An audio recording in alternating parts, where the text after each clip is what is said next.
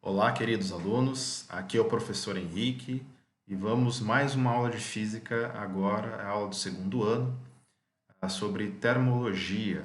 A gente vai estudar sobre quantidade de calor. Chama a vinheta.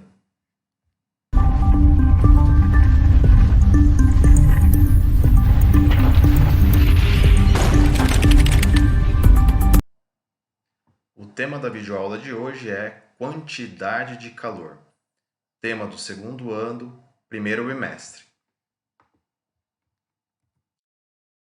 Bom, para começarmos, vamos definir o que é quantidade de calor. Bom, a definição é que quantidade de calor é aquilo que é retirado ou fornecido a um corpo e é capaz apenas de gerar variação de temperatura. Todo objeto que perde, que tem a sua temperatura aumentada ou diminuída, este objeto ele vai ter seu calor retirado ou fornecido. E um exemplo do cotidiano, para ilustrar um pouquinho a questão da quantidade de calor, é a questão da praia. A areia da praia e a água do mar. Por que a água do mar é fria, gelada de manhã, e por que a areia é quente? E por que a noite inverte? A areia da praia fica fria e a água do mar quente. Para ilustrar um pouquinho melhor este fenômeno térmico natural, nós vamos realizar um experimento bem simples, que é possível realizar em casa, para compreender um pouco melhor a questão da quantidade de calor e também da capacidade térmica de cada material e substância aqui. Vamos ao experimento. Então, vamos ao experimento demonstrativo de hoje. A gente pode, na verdade, reproduzir a questão da areia, da praia e a água do mar, fazendo um simples experimento. Vocês podem usar aí esses copinhos de remédio, E num copinho, vocês colocam ali aproximadamente 7,5 ml de água e no outro copinho a mesma quantidade, tá? Que vai dar aproximadamente a mesma massa, Eu fiz esse teste, eu tenho uma balança aqui em casa, dessas de culinária mesmo. E aí vocês enchem com a mesma quantidade de areia, tá? Eu deixei esses dois copinhos durante um certo tempo no sol, E comparando, dá para sentir mesmo, tá? Pegando os dois copinhos aqui, dá para sentir que a areia está mais quente do que a água, Isso está acontecendo porque, como foi falado anteriormente, a água ela tem uma capacidade térmica maior, de armazenar calor. Então, ela leva muito mais tempo para aquecer. Por isso que na praia, de manhã, a areia está bem quente e a água está fria, E à noite inverte, A areia fica gelada e a água quente. Porque a água ela consegue absorver mais energia durante o dia e vai chegar à noite ela vai ficar quente, enquanto que a areia esfria muito rapidamente, perde calor para o ambiente muito fácil, de modo que fica com uma temperatura menor e a sensação térmica que a gente tem ali no momento é de frio ao pisar na areia à noite.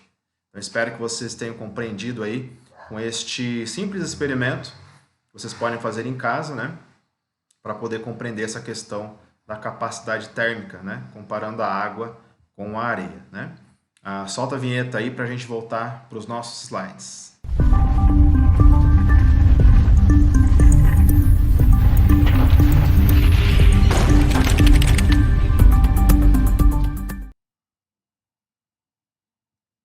Como visto no experimento demonstrado anteriormente, nós podemos explicar então agora a questão dessa diferença da temperatura da areia de manhã e da água do mar, essa comparação, através da capacidade térmica. A água tem uma capacidade térmica maior do que a areia, consegue absorver mais calor ao longo do dia. Chegando à noite, a água ficando quente e a areia do mar com uma temperatura mais baixa. Isso pode ser explicado, então, através da capacidade térmica. E como que é calculada a capacidade térmica? Através dessa forma. A capacidade térmica é igual à quantidade de calor dividido pela variação da temperatura, onde a variação da temperatura é a temperatura final menos a temperatura inicial. Uma outra grandeza física térmica importante é o calor específico. E para diferenciar de capacidade térmica, a gente usa o C minúsculo. Então, o calor específico, que depende de cada material, é igual à capacidade térmica, que a gente viu na fórmula anterior, dividido pela massa, né? O calor específico da água é o padrão, tá? É 1 caloria por grama graus Celsius. Então, combinando essas duas fórmulas, nós chegamos a uma fórmula que é considerada uma das mais famosas da física, que é a famosa Q-macete. A própria fórmula já é um macete. Olha aqui, ó, a frase Q-macete. Q, o M, o C e o T. O que representa cada símbolo deste nessa fórmula? O Q maiúsculo é a quantidade de calor, o M minúsculo é a massa, o C, o calor específico, que a gente definiu no slide anterior, e o ΔT é a variação da temperatura final menos a temperatura inicial. Vamos à resolução de um exemplo.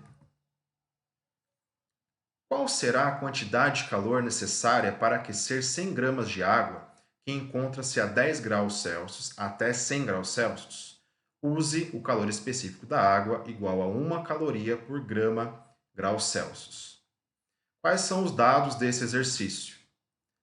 A massa, que é igual a 100 gramas, a gente pode obter esse valor aqui no enunciado, né? É sempre importante nós fazermos então a listinha dos dados.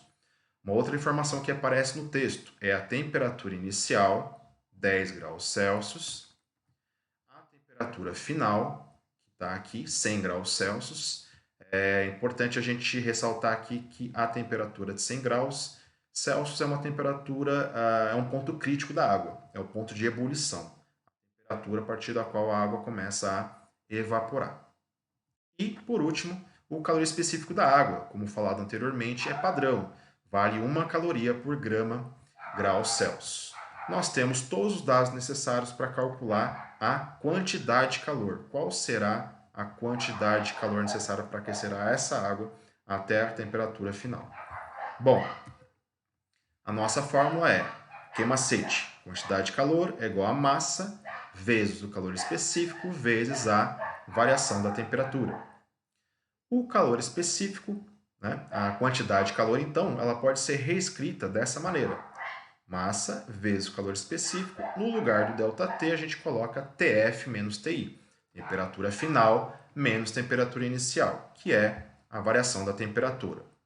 Substituindo os valores que nós temos nos dados aqui na fórmula, nós temos a massa igual a 100, o calor específico vale 1, a temperatura final vale 100 e a temperatura inicial vale 10. Reescrevendo aqui em cima os valores substituídos, nós agora damos prioridade para o parênteses. 100 menos 10 é 90. Bom, 100 vezes 1 vezes 90. Nós temos aqui um produto. Para realizar essa multiplicação é muito simples, basta considerarmos aqui, ficarmos atentos à quantidade de zeros. Temos 3 zeros, então a resposta aqui desse produto, 100 vezes 1 vezes 90, vai dar 9.000. 100 vezes 1 é 100, 100 vezes 90, 9.000. Mas, então, a quantidade de calor necessária para aquecer a água, de 10 graus até 100 graus, né, 100 gramas de água, é de 9.000 calorias.